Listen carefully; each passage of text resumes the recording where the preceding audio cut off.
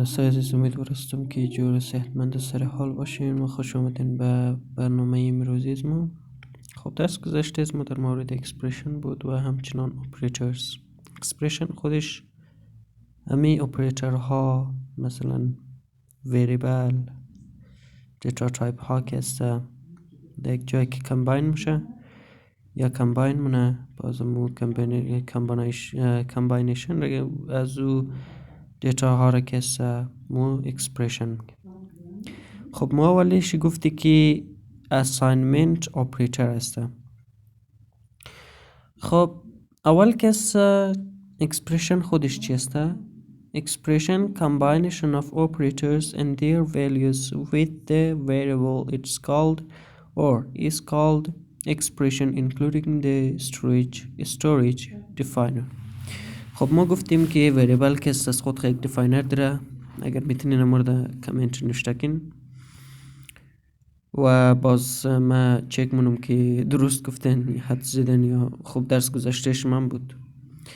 اولی که kinds of operators، ما اپریترهای مختلفی داریم. اولی که assignment operator، اپریتری که در مورد assignment صحبت مونه یا کاری داره که در مورد امی assignment است. این رقمه که اول امو مثال که خدا نظمو میگیم یک وریبل که است قدیم امو دیتایش که است امی خودی اپریتر که است و را مساوی نه یا مثلا با معنا جور نه یا وفق میده.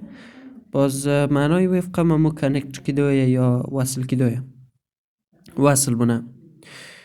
when we are need of assigning in the value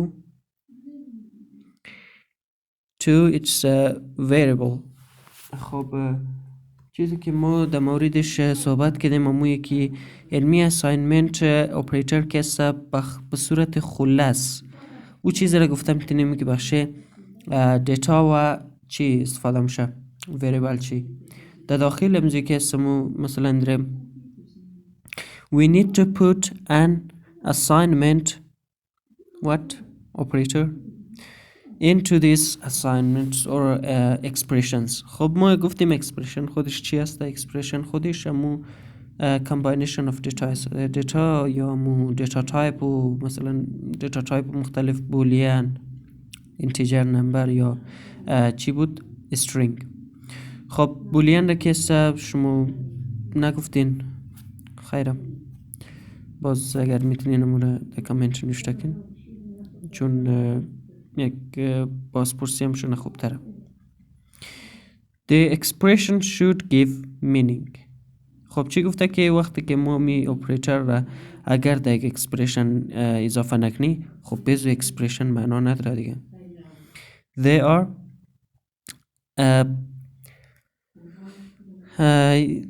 there is something like we need to like rebuild it because it's somehow like another thing.